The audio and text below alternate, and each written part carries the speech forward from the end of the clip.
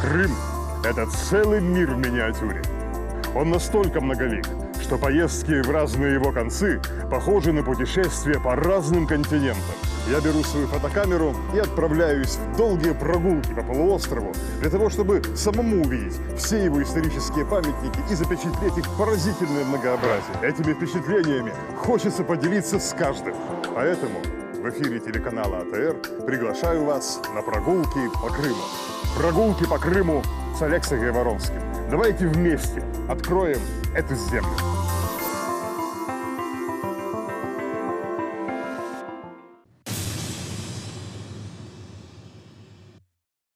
Прибрежные селения Едисана подчинялись не ханской, а османской власти. Еще задолго до прибытия беженцев-кочевников они были населены турками, крымскими татарами, местными оседлыми ногайцами, а также молдаванами и небольшими общинами болгар, армян и украинцев. Крупнейшим из этих селений являлся Хаджибей, что стоял между солеными лиманами и морским берегом. Это был городок с крепостью, построенной еще литовским великим князем Витовтом, союзником Тохтамыша и Хаджигерая.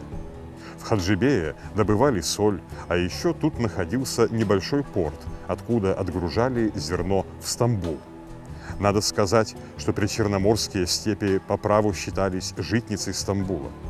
Население турецкой столицы зависело от поставок хлеба из этих краев, а ячмень с местных полей шел на корм лошадей в личных конюшнях султана. В правление Кырыма-Герая османы начали строить вокруг старинного хаджибейского замка новую крепость под названием Яни-Дунья. Она возводилась при помощи французских инженеров с учетом последних новшеств фортификационной науки. Однако век новой крепости оказался недолг. Вскоре грянула русско-турецкая война, и в 1774 году Хаджибей был захвачен Россией. Через несколько месяцев, по условиям мирного договора, город был возвращен Турции, но, отступая, русская армия до основания разрушила укрепление Яни-Дунья. Через 18 лет русские войска вновь подступили под стены города и на этот раз заняли его окончательно. На месте разоренного войной Хаджибея начала строиться Одесса. Средневековый хаджибейский замок почти 400 лет простоял здесь, на прибрежном утесе, откуда открывался широкий вид на пристань и море.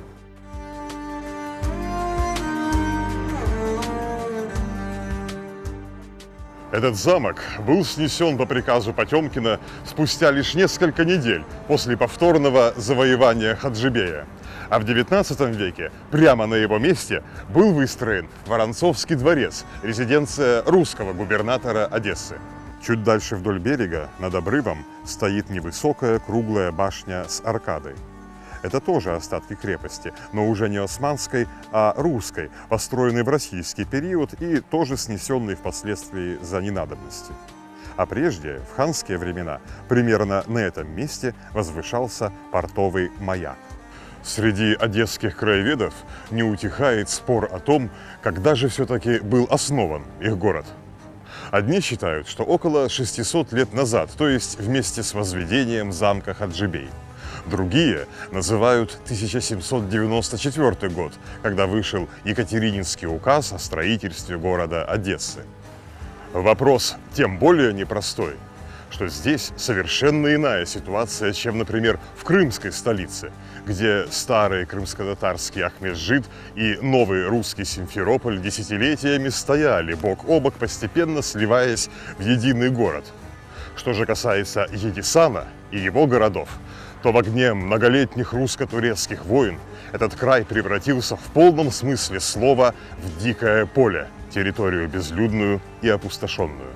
Хаджибей и прочие городки были разрушены, их жители бежали в османские земли, ногайцы ушли со своих кочевий, и следующая глава в истории края была написана, по сути, с новой страницы, без преемственности с той прежней цивилизацией, которая когда-то существовала на этих землях.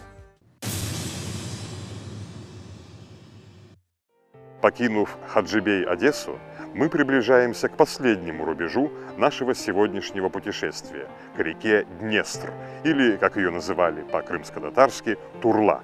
Здесь, между двумя берегами Днестра, существовала оживленная речная переправа, называвшаяся Мияк-Гичит. Люди перебирались с берега на берег и днем, и ночью, ведь через Мияк-Гичит пролегала одна из основных сухопутных дорог между Бахчисараем и Стамбулом.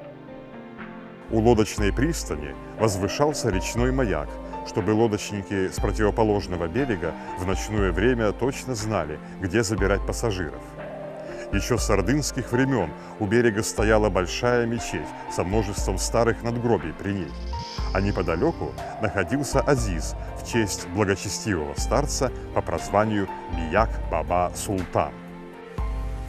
В ханские времена здесь рассказывали легенду о том, как местные жители донимали этого старца, чтобы он совершил у них на глазах какое-нибудь чудо. Мияк-Баба Султан возражал, что чудеса не делаются просто ради любопытства.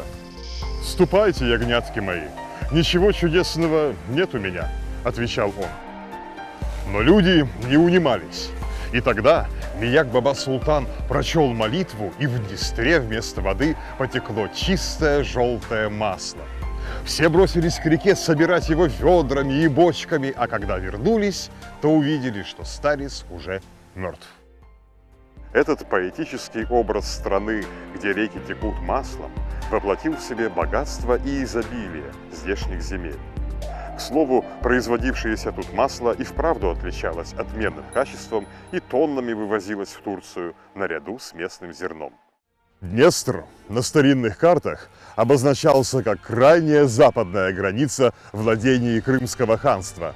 А дальше, за рекою, уже начиналась территория Османской империи. Однако и там, на противоположном берегу, в степях проживали десятки тысяч людей, чьи судьбы были самым тесным образом связаны с Крымом. Поэтому в следующей передаче мы с вами отправимся на поиски исторического наследия ханской эпохи далее, от Днестра и до самого Дуная.